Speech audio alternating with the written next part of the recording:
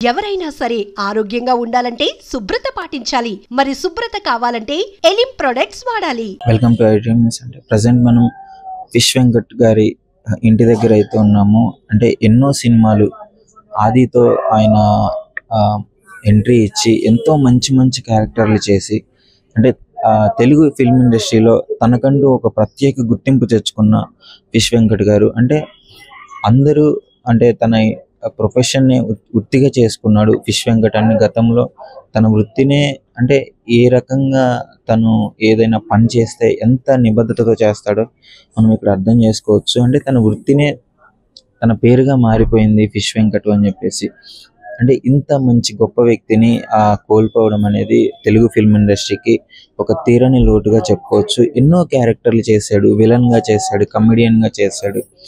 తన శైలిలో ప్రజలందరినీ ఎంతో గొప్పగా అలరింపి ఎంటర్టైన్ చేసిన వ్యక్తి ఈరోజు కొంచెం అనారోగ్య పరిస్థితులతో గత కొద్ది కాలంగా ఇబ్బంది పడుతూ కిడ్నీ ఫెయిల్ అయ్యి అంటే డయాలసిస్ చేసుకుంటూనే హాస్పిటల్లో పాపం మరణించడం జరిగింది.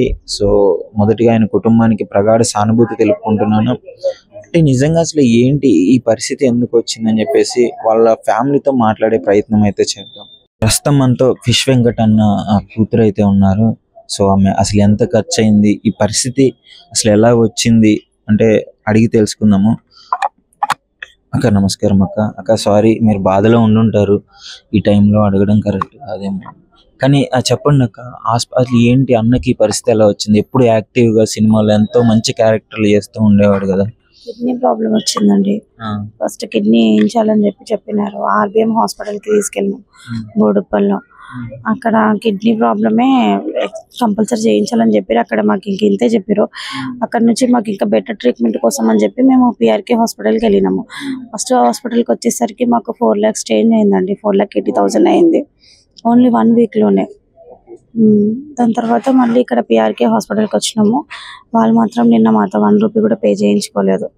చాలా బాగా చూసిరు, ట్రీట్మెంట్ చాలా ట్రై చేసిరు, కానీ ఆయనకి లివర్ కూడా ఖరాబ్ అయిపోయిందంట. మొత్తం ఇన్ఫెక్షన్ వచ్చేసింది, బాడీ అంతా బ్లడ్ ఇన్ఫెక్షన్ వచ్చింది. అది బ్రెయిన్కి ఎక్కింది, బ్లడ్ ఇన్ఫెక్షన్ వచ్చి అట్లా ఒక 80% కోమాలో ఉన్నాడు 3 days వరకు. అసలు పిఆర్కే వచ్చిన తర్వాత అసలు మేము మాట్లాడింది కూడా వినిపిస్తలేదు ఆయనకి. జస్ట్ కళ్ళు తెరుస్తుండ అంతే, ఎంత పిలిచినా గానీ చూడట్లేదు. అక్కడ ఫస్ట్ తగ్గింది, కొంచెం క్యూర్ అవుతున్నాడు అని చెప్పేసి న్యూస్ కూడా వచ్చింది కదా. మాకు అట్లనే చెప్పారు. ఇంకోటి ఏంటంటే ఒక 1 day మాత్రమే డాడీ ఆ రోజు కొంచెం ఒక మీడియాతో మాట్లాడినుండే అంతే, అదే లాస్ట్. ఇంకా ఆ రోజు మళ్ళీ బీపీ డౌన్ అయింది. ఇప్పుడు నిన్న కూడా సేమ్ సిచ్యువేషన్, బీపీ డౌన్ అయింది. బీపీ డౌన్ అసలు అంటే ఇన్సూరెన్స్ ఏమన్నా ఉందా అక్క? అసలు ఏం లేదా? అసలు ఏం చేయించుకోలేదు డాడీ. అసలు అవన్నీ పట్టించుకోడు ఎందుకేమో మరి. అంత ఇంట్రెస్ట్ చూయించాడు. అసలు కుటుంబ పరిస్థితి ఎలా ఉంటుంది నాకు? ఇప్పుడు అన్న గురించి మాకు తెలుసు, ఆయనే కష్టపడతాడు. ఇప్పుడు ఆయన తర్వాత మరి ఎలా కుటుంబానికి ఆర్థిక పరిస్థితి ఎలా ఉంది ఇప్పుడు? ఏం లేదండి, నెక్స్ట్ అంతే ఇక దేవుడు అంతే. ఇంకా ఏం ఆధారం అయితే ఏం లేదు, ఇల్లు తప్పించి. ఇప్పుడు ఉంటున్న ఇల్లు ఒక్కటే ఆధారం అంతే, ఇంకేం లేదు. మరి డైలీ గడవడానికి ఎలా? అదే అంటున్నా కదా, తెలియదు. ఇంకా ఇండస్ట్రీ నుంచి కూడా ఎలాంటి హెల్ప్ కూడా రాలేదు మాకు. ఇండస్ట్రీ నుంచి ఎవరు ముందు అంటే చాలా మందితో పెద్ద పెద్ద యాక్టర్స్ తో కూడా చేసినాడు కదా, కానీ ఎవరు ముందుకు రాలేదు, కాల్ కూడా చేయలేదు కనీసం. దిల్ రాజు ప్రొడ్యూసర్ వాళ్ళ అసిస్టెంట్ వచ్చిండు, అన్ని కనుక్కున్నాడు. హాస్పిటల్కి వచ్చి ఎంత అవుతుంది బిల్ అవన్నీ కనుక్కున్నాడు, కానీ తర్వాత నుంచి ఇంకేం రెస్పాన్స్ లేదు, ఏం లేదు. సోను సూద్ నుంచి కూడా అంతే అయింది మాకు. మేనేజర్ కాల్ చేసిండు, సేమ్ అంతే, ఏం హెల్ప్ చేస్తామన్నారు, ఏం చేయలేదు. విశ్వక్సేన్ తను మాత్రమే చెక్ పంపించిండు, తను లేకపోయినా గానీ. ఎంత పంపించాడు అక్క విశ్వక్సేన్? పంపించండు. మళ్ళీ జెట్టి మూవీ హీరో అంట కృష్ణమాన్యన్, 100 Dreams ఫౌండేషన్, తను వచ్చిండు. తను కూడా సేమ్ అమౌంట్ ఇచ్చిండు అంతే, 2 లక్షలు అంతే. ఇండస్ట్రీ నుంచి మొత్తంగా మీకు విశ్వక్సేన్ గారు ఇప్పుడు జెట్టి మూవీ హీరో కాకుండా ఇంకా పెద్ద పెద్ద బడా బాబులు ఉన్నారు, మంచి ఇండస్ట్రీలో పెద్దలు ఉన్నారు, ఎవరు రాలేదు అక్క? ఎవరు రాలేదు, ఇవ్వలేదు, కనీసం కాల్ కూడా చేయలేదు. కాల్ చేసి ఎట్లున్నాను కూడా కనుక్కోలేదు కనీసం. అన్న కూడా ఎవరితో ఉన్న కాంటాక్ట్ లో ఉన్నాడు. ఇప్పుడు అన్నతో యాక్ట్ చేసిన వాళ్ళు ఎవరో ఒకరు ఉండి ఉంటారు కదా, వాళ్ళు కూడా ఎవరు లేరా? టీం వాళ్ళు మాత్రం ఉన్నారు, మొత్తం ఫస్ట్ నుంచి ఇప్పటి వరకు కూడా ఉన్నారు. అవును. ప్రతి దాంతో హెల్ప్ చేస్తున్నారు. అక్కడ